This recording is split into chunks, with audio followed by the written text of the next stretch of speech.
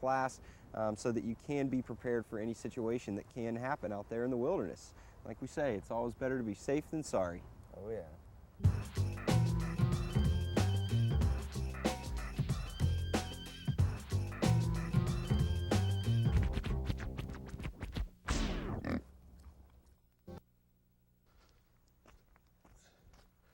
Did you ever get really cold on a hike?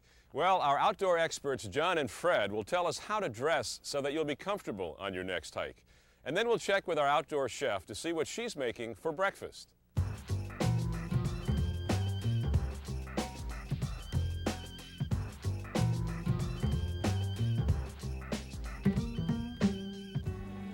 Cool out here today. Doesn't look like rain. Well, you never can tell up here though. Change on you. It's one thing you don't want to do is get caught off guard with not enough clothes. Yeah, I'm telling you. That can be miserable. Miserable. One important thing to remember when gearing up for the outdoors is what you're going to wear. Layering has been a concept that's been used for years. Through layering, you can adjust to the different weather conditions and your individual body metabolism. Why don't John and I show you a couple helpful hints what you can do to dress to be comfortable, dry, and warm in the outdoors.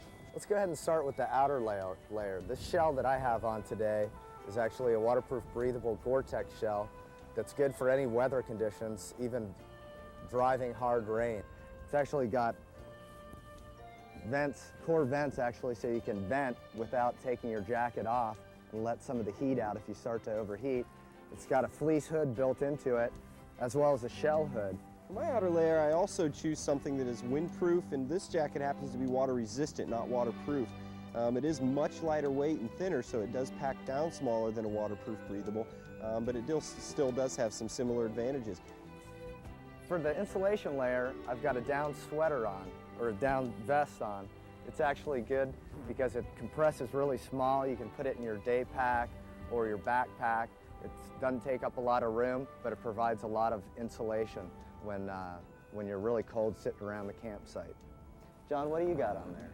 Well, I like to use a synthetic layer next. It does keep you just about as warm as any down-filled garment would, but it does also have the advantage that if it gets wet, no problem, it'll still keep you warm. This is a fleece piece. It's actually 100% polyester. One thing you want to remember is cotton is rotten.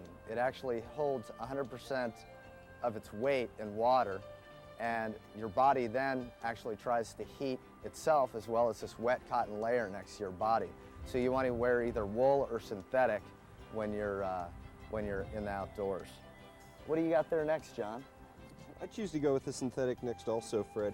This piece is a little bit thinner than Fred's, so it does take up less room in my pack, and it also is nice and lightweight. For my next layer, I like to wear wool. I like to wear it over top of a thinner synthetic layer that I wear right next to my skin that can wick moisture away from my skin and keep me nice and warm and dry. For pants, I like to wear a nice synthetic underwear over top of a fleece or wool pant, and then a pair of shell pants like John's got on here. Right, these are really nice. Once again, these are water resistant and windproof. They're really lightweight. These actually have zippers that go all the way down the side, so it does give them easy access if you're in heavy boots or have a lot of layers on underneath. Another important thing to remember is socks. I like to use socks that have about at least a 30% wool content, and then gloves and hats are also important things to take out in the outdoors with you. So when layering, it's important to figure out where you're going to be and what the weather conditions are going to be like before you go. So depending on if you're going summer hiking or if you're going in the winter, you really need to decide how many layers you need. And remember, it's always important to have more layers than you'll need, because you can always shed them, take them off, but if you don't have enough, there's nothing to put back on to keep you warm and dry.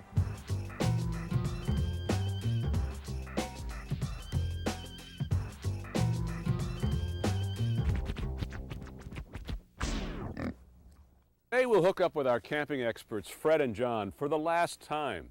Before they go, they want to talk about something that doesn't really lend itself to television.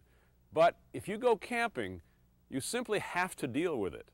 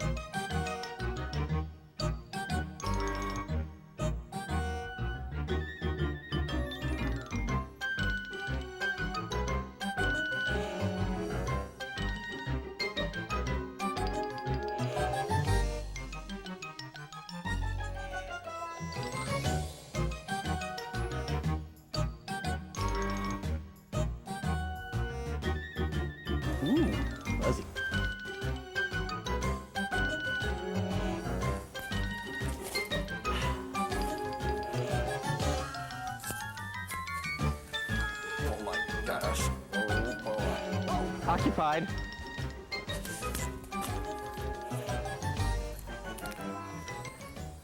This actually brings up a very interesting point. You know, when nature calls in the woods, you got to take care of business. We're going to talk about that today. Hey, Fred, Yeah? you got that toilet paper? Sure.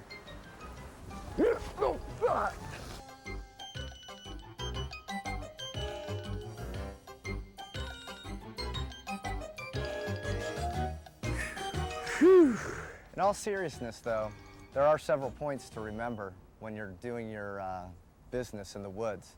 Number one, well, if you go number one, you can pretty much do it anywhere as long as you're about 200 yards away from a water source so you don't contaminate it. Number two, well, if you go number two, you got to stay about 200 yards away from water sources as well as trails. You don't want anybody disrupting your privacy. And you also want to dig a hole. John, why don't you tell us a little bit about digging a hole? Sure, Fred. Once you've found your place of privacy, basically you need to dig a hole with either a little spoon, a trowel, or even a stick, whatever you can find. Just make sure it's about 7 or 8 inches deep so that you can bury it up nice and tidy when you're done. Now, toilet paper is a different issue. If you do have that luxury, you don't want to bury that. You either want to pack it out with you, or if you do, you want to burn it at your campsite, generally after you're done cooking or way before cooking.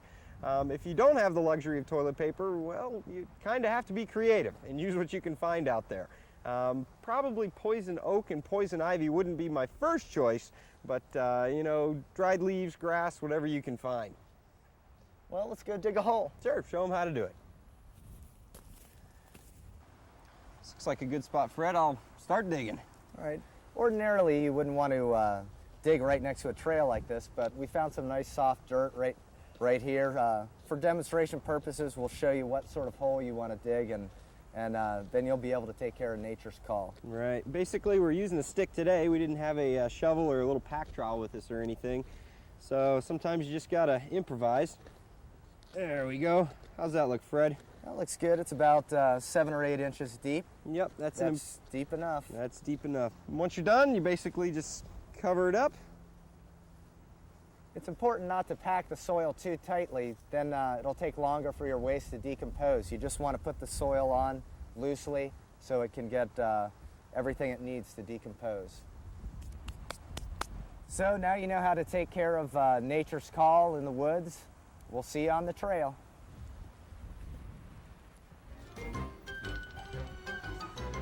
Oh, what's for dinner, John? Ooh, yeah, I think I got some freeze-dried chili left, actually. My favorite. Yeah, that's good.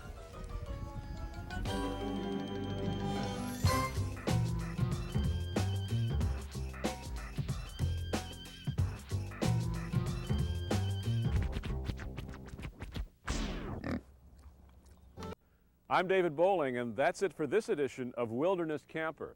Be sure to join us next time for another exciting adventure in the wilderness.